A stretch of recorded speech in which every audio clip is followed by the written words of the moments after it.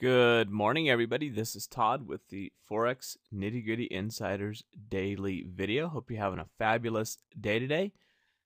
Market has been a little bit choppy here, looking at the different currency pairs, but that's the way it is for our currency world here. You know, we've got a lot coming out this week. The U.S. futures are up, looks like kind of across the board here. Yesterday we had a big move up, and then we had Bernanke come in, and things moved down in the U.S. stock market areas. And so, you know, you never know what's going to happen, when it's going to happen. We have, things come out all the time, and the news definitely is something that we need to be aware of. We need to make sure that we're watching for when the news is coming out and is released.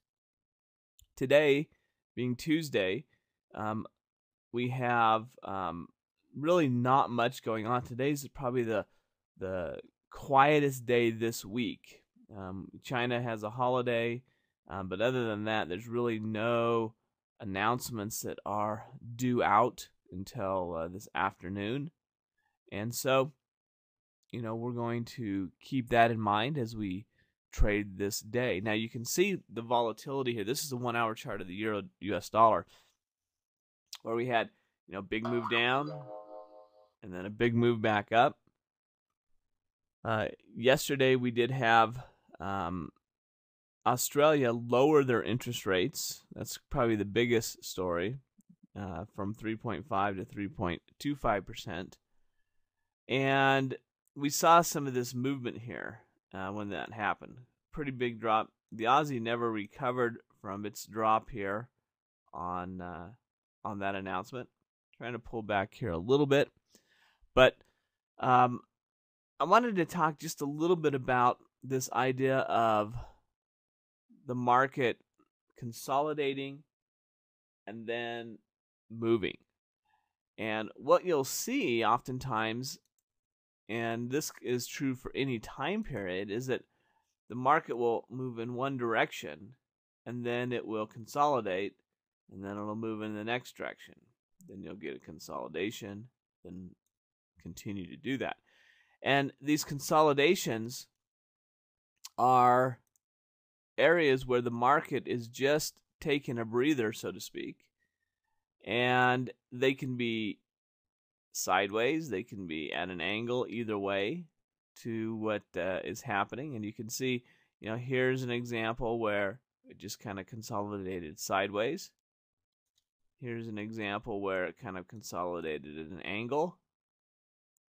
Here we're kind of settling up a little bit. And we don't really know what's going to happen. We just know that there are times where it goes through this consolidation before or after some type of a movement, either to the upside or to the downside. Now, when we talk about the simple trading method, we're looking for that consolidation time. We're looking for that time where the price has been moving either up or down and then is consolidating or retracing in one direction or the other. And then we're getting ready to get into it as it begins to move back in that direction.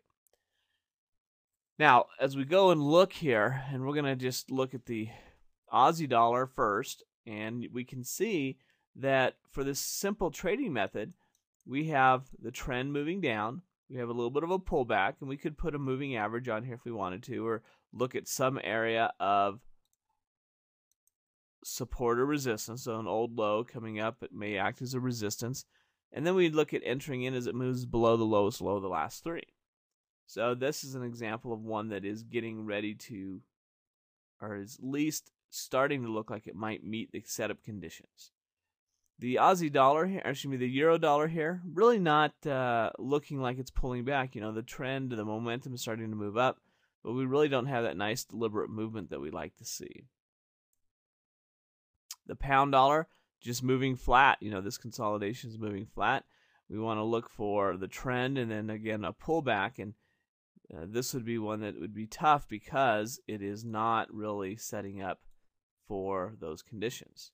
Same thing with the U.S. Swiss franc. Not much happening here. The U.S. Japanese yen's moving up. We just need to see a little bit of a pullback. Once we have that pullback, we'll look for an opportunity to get in as it begins to move up.